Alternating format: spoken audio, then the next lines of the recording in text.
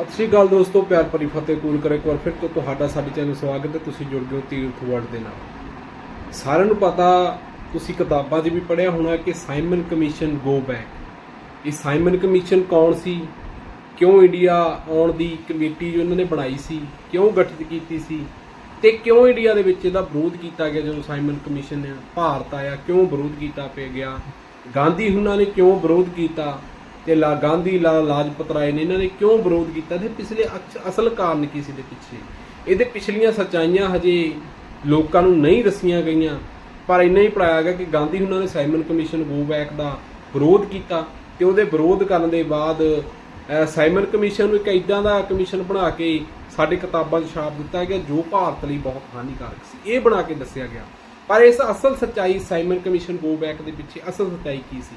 आ video देखो, फिर तुहानू आपे ही पता लग जू कि साइमन कमीशन गो बैक का असली सच की सी। कली कली गल ध्यान नाल सुनियो, वीडियो जरूर पूरी देखियो। वधिया लगी तो लाइक शेयर कमेंट तुसीं आप ही कर दो, बाकी तुहाडी अगे इच्छा कि तुसीं की करना। वीडियो देखो।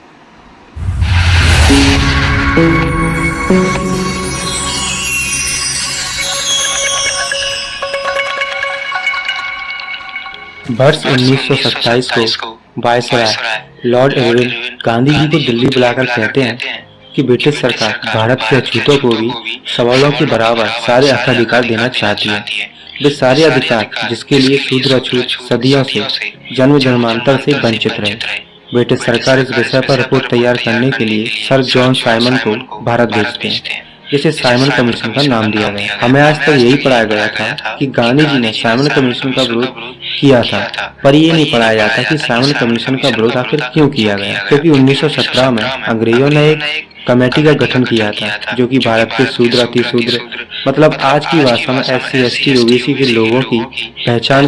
हुण यही पढ़ाया गया कि साइमन कमीशन का विरोध किया गया, पर क्यों किया गया, ये पिछले असल सच्चाइयां की सी। वीडियो देखो। करके उन्हें हर क्षेत्र में अलग अलग प्रतिनिधित्व दिया जाए और सदियों से वंचित 85% लोगों को हक अधिकार देने के लिए बनाया गया था। उस समय ओबीसी की तरफ से साहू जी महाराज ने भास्कर राव जाधव को और SC ST की तरफ से डॉक्टर भीमराव अम्बेडकर जी को इस कमीशन के समक्ष अपनी मांग रखने के लिए भेजा। लेकिन ये बात बाल गंगाधर तिलक को अच्छी नहीं लगी और उन्होंने कोल्हापुर के पास अथनी नाम के गांव में जाकर एक सभा लेकर कहा, ये तेली तंबोली कुर्मी कुन भट्टों को संसद में जाकर क्या हल चलाना है। इस तरह विरोध होने के बाद भी अंग्रेजों ने तिलक की बात को नहीं माना और 1919 में अंग्रेजों ने एक बात कही कि भारत के जो ब्राह्मण हैं उनमें भारत की बहुसंख्यक लोगों के प्रति न्यायिक चरित्र नहीं है। इसे ध्यान में रखते हुए 1927 में साइमन कमीशन 10 साल बाद फिर से भारत में एक और सर्वे करने आए कि इन लोगों को भारत छोड़ने से पहले अलग अलग क्षेत्रों में उचित प्रतिनिधित्व दिया जाए। इस साइमन कमीशन में 7 लोगों की एक आयोग की तरह ही कमेटी थी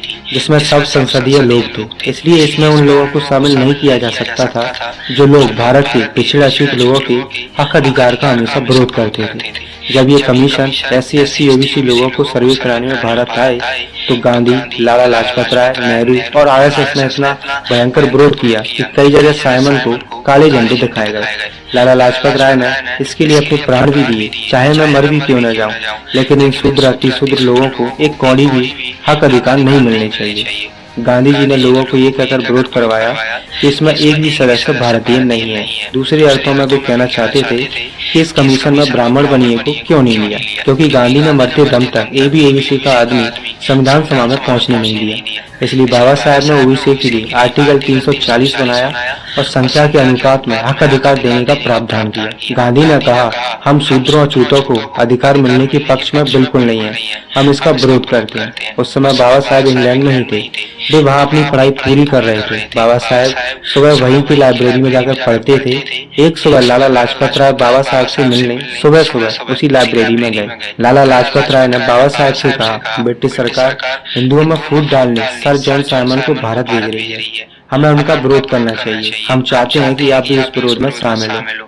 बाबा साहब ने साफ साफ जवाब दिया, मुझे पता है सर साइमन शूद्रों और छूतों को उसका मौलिक अधिकार देने के लिए भारत आ रहे हैं और आप चाहते हैं मैं इसका विरोध करूं। मैं ऐसा कुछ भी नहीं करूंगा और अगर ये विरोध सफल भी हुआ तो मैं दूसरे रास्ते से शूद्रों और छूतों को उनके सारे अधिकार दिलाऊंगा जो कि उनका मनुष्य होने के नाते अधिकार है और ये उन्हें मिलकर ही रहेगा।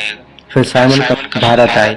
उनका विरोध हुआ, फिर वे आधे अधूरे रिपोर्ट के साथ ब्रिटेन लौट गए। फिर गोलमेज सम्मेलन की घोषणा हुई और भारत के सभी धर्म जाति के बड़े बड़े राजनेताओं को ब्रिटेन बुलाया गया और वहाँ वही हुआ जो बाबा साहेब चाहते थे, शूद्रों और छूतों को उनका मौलिक अधिकार मिला। 12 नवंबर 1930 बुधवार को प्रथम गोलमेज सम्मेलन का उद्घाटन ब्रिटिश के सम्राट ने किया और 15 नवंबर 1930 के दिन विधिवत कार्रवाई प्रारंभ हुई। प्रधानमंत्री मैकडोनाल्ड सभा के अध्यक्ष चुने गए। प्रथम गोलमेज सम्मेलन में बाबा साहब अम्बेडकर जी का भाषण बहुत ही हृदय स्पर्शी था। बाबा साहब ने प्रथम गोलमेज सभा में सिंह के समान गर्जना करते हुए दुनिया के लोगों को बताया कि मैं जिन लोगों का यहाँ प्रतिनिधित्व करने आया हूँ, उनकी जनसंख्या भारत की बहुत बड़ी जनसंख्या है। यह आबादी इंग्लैंड और फ्रांस की कुल आबादी से भी ज्यादा है और इस आबादी को दासों से भी बदतर बना दिया गया है। आप लोग अपने दासों को छूते हैं, पर भारत में दासों को छुआ भी नहीं जाता। इतनी बड़ी संख्या में होते हुए भी वे अपने ऊपर जुल्मों का विरोध किसी प्रकार नहीं कर सकते। इसका कारण है भारत में छुआछूत का होना। बाबा साहेब की सिंह गर्जना से सभा में बैठे सभी प्रतिनिधि स्तब्ध रह गए। अपने तेजस्वी भाषण में बाबा साहेब ने कहा कि हम अंग्रेजों के आने से पहले जिस अवस्था में थे, आज भी उसी अवस्था में। ब्रिटिश सरकार ने 150 वर्ष के शासन के दौरान हमारे समाज का कोई सुधार नहीं किया। हम पहले कुएं से पानी नहीं भर सकते थे। क्या ब्रिटिश सरकार ने हमें यह अधिकार दिलाया? मंदिर में प्रवेश, पुलिस सेना में पहले हमारा प्रवेश वर्जित था। क्या ब्रिटिश सरकार ने हमें ये दिलाए? हमारा भला ऐसी सरकार से क्या होगा? क्या हमारे इन प्रश्नों का उत्तर किसी के पास नहीं है? बाबा साहेब अम्बेडकर जी की सिंह गर्जना को सुनकर सभी प्रतिनिधि एक दूसरे का मुंह ताकने लगे। अंत में उन्होंने अपना पक्ष रखते हुए कहा, हम ऐसी सरकार चाहते हैं जहां सभी की भागीदारी समान हो। आप कोई भी विधान बनाए, ये बहुमत की स्वीकृति के बगैर लागू नहीं हो सकता। अछूत भी मौजूदा राज्य के स्थान पर जनता के लिए जनता द्वारा संचालित जनता का राज्य चाहते हैं। वे मजदूरों और किसानों का शोषण करने वाले पूंजीपतियों और जमींदारों की रक्षा करने वाली सरकार नहीं चाहते।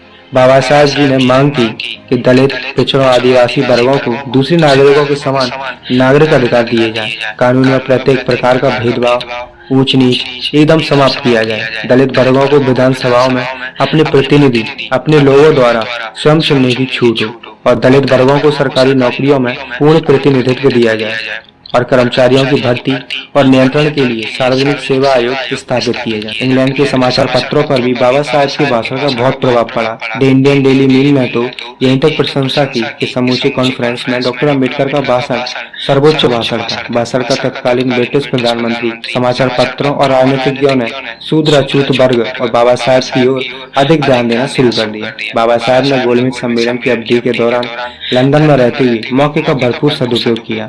उन्होंने समाचार पत्रों को लेख लिखे, सभाएं की और प्रमुख ब्रिटिश नेताओं से मिले। बाबा साहब के कठोर परिश्रम का फल ये निकला कि समस्त विश्व को ज्ञात हुआ कि भारत के अछूतों की दशा वास्तव में बहुत चिंतनीय है। दूसरी गोलमेज सम्मेलन में गांधी जी ने भी भाग लिया। गांधी जी बाबा साहब जी के जवाब में गए थे। यहीं बाबा साहब जी ने भी गांधी का शूद्र, अछूत प्रेम का मुखौटा बखूबी उतारा। दलितों के पृथक निर्वाचन की डॉक्टर अम्बेडकर की मांग का गांधी जी ने खुलकर विरोध किया। बहुत से वैधानिक और सांप्रदायिक प्रश्नों के संबंध में जिन पर सम्मेलन में बहस हो रही थी, गांधी बढ़ चढ़कर खोखली बातें करते रहे, पर उनके पास कोई निर्णायक सुझाव या विचार नहीं था। ऊपर से सम्मेलन के दौरान उनका अहंकारी और अड़ियल रूप आलोचना का विषय बना। जहाँ तक ज्ञान का प्रश्न है, गांधी थोथे सिद्ध हुए। गांधी जी की भूमिका से खुद सरदार वल्लभ भाई पटेल जैसे कांग्रेसी भी निराश थे। 5 नवंबर 1931 को सम्राट ने गोलमेज परिषद के सदस्यों के सम्मान में एक भोज का आयोजन किया। इस भोज में बाबा साहब जी ने भारत के अछूत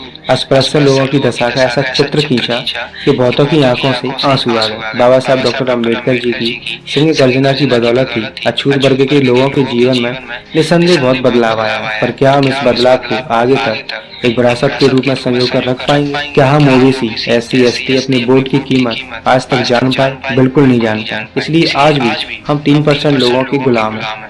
हमारा इतिहास वो नहीं है जो पढ़ाया जाता है, बल्कि वो है जो छुपाया जाता है। अब भी अपना इतिहास नहीं जानोगे तो समाज का सही मार्गदर्शन नहीं कर पाएंगे। जो भी आपके विचार है कमेंट बॉक्स में जरूर।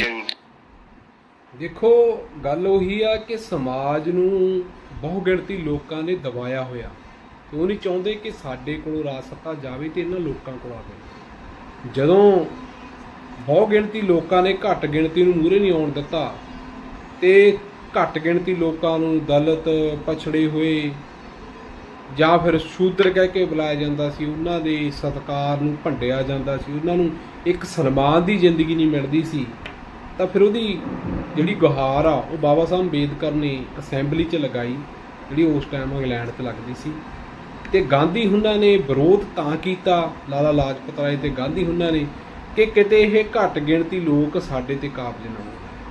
ਇਹ ਨਹੀਂ ਚਾਹੁੰਦੇ ਸੀ ਕਿ ਇਹਨਾਂ ਨੂੰ ਅਧਿਕਾਰ ਮਿਲਣ, ਇਹ ਚਾਹੁੰਦੇ ਸੀ ਕਿ ਜਿੱਦਾਂ ਦੀ ਜ਼ਿੰਦਗੀ ਗੁਜ਼ਾਰਦੇ ਨੇ, ਇਹ ਕੁੱਤੇ ਬਿੱਲੇ ਵਾਲੀ ਜ਼ਿੰਦਗੀ ਗੁਜ਼ਾਰਦੇ ਰਹਿਣ, ਇੱਦਾਂ ਹੀ ਘਿਸੜਦੇ ਰਹਿਣ।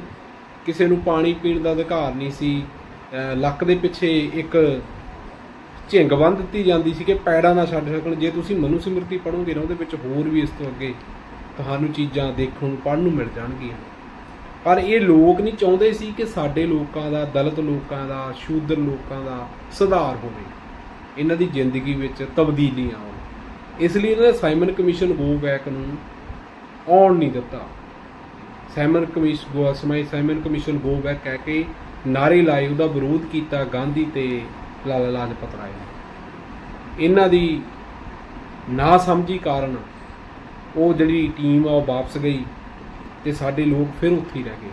ਪਰ ਜਦੋਂ ਫਿਰ ਬਾਬਾ ਸਾਹਿਬ ਅੰਬੇਦਕਰ ਜੀ ਨੇ ਸਮਾਜਿਕ, ਰਾਜਨੀਤਿਕ ਤੇ ਆਰਥਿਕ ਲੜਾਈ ਲੜੀ, ਫਿਰ ਇੱਕ ਭਾਰਤ ਨੂੰ ਸੰਵਿਧਾਨ ਦਿੱਤਾ ਤੇ ਉਸ ਸੰਵਿਧਾਨ ਦੇ ਤਹਿਤ ਸਾਡੇ ਲੋਕਾਂ ਨੂੰ ਰਾਖਵੇਂ ਅਧਿਕਾਰ ਦਿੱਤੇ, ਜਿਹਦੇ ਕਰਕੇ ਅਸੀਂ ਅੱਜ ਇੱਕ ਵਧੀਆ ਅਹੁਦਿਆਂ ਤੇ ਕਾਬਜ਼ ਵੀ ਹਾਂ ਤੇ ਇੱਕ ਵਧੀਆ ਜ਼ਿੰਦਗੀ ਜੀ ਵੀ ਰਹੇ ਹਾਂ, ਤੇ ਕੁਝ ਹਜੇ ਵੀ ਕੋਸ਼ਿਸ਼ ਕਰ ਰਹੇ ਹਾਂ। ਅਜੇ ਵੀ ਕਈ ਏਰੀਏ ਇਹੋ ਜਿਹੇ ਨੇ ਜਿੱਥੇ ਅਜੇ ਵੀ ਦਲਿਤਾਂ ਨੂੰ ਇੱਕ ਛੂਆ-ਛਾਤ ਦੀ ਬਿਮਾਰੀ ਤਰ੍ਹਾਂ ਦੇਖਿਆ ਜਾਂਦਾ।